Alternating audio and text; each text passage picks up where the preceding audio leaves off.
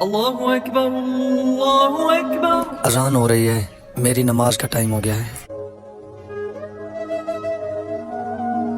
مجنوں رکو رکو. ارے مجنوں میاں کہاں جا رہے ہو؟ یہ کپڑا رکھ کر.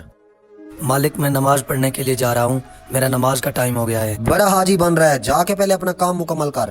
مالک آپ کو پتہ ہے، پہلے اللہ کی عبادت بعد میں آپ کا کام. آگے بکواس کرتا ہے.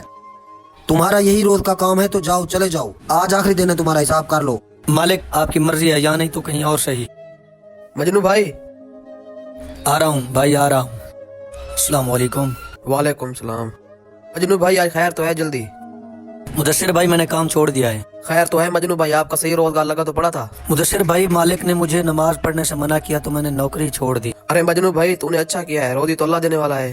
بے شک مجھے اللہ پر یقین ہے، یہاں نہیں تو کہیں اور صحیح. 4 سال بعد.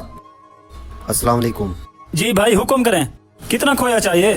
نہیں بھائی جان، نوکری کی تلاش میں آیا ہوں. میں خود تو نوکر ہوں، مالک آنے والے ہیں. ہاں صفدر میاں. صاحب جی ایک آدمی آیا کام کی تلاش میں. صفدر میاں وہ یہ کام جانتا بھی ہے یا؟ جی صاحب اسے نیچے بٹھائے، وہ وہاں بیٹھا ہے. ہیں؟ استاد آپ یہاں بیٹھے یہاں. صفدر ادھر آؤ. جی صاحب جی. میرے استاد کو اپنے نیچے بٹھا دیا. صاحب جی یہی تو بندہ ہے جس کو کام کی تلاش تھی. استاد یہ سیٹ آج کے بعد آپ کی ہے. شکریہ مجنوں. مگر استاد آپ کی تو بہت بڑی دکان تھی. مجنوں جب سے میں نے تمہیں نکالا ہے نا، اس دن سے میں گھاٹے میں چلا گیا اور یہ آج یہاں تک نوبت آ گئی. استاد یقین مانے میں نے کبھی ایسے نہیں چاہا کہ آپ کے ساتھ ایسا ہو. مجنوں جب سے میں نے تمہیں نماز سے روکا تھا نا، میرے برے دن شروع ہو گئے.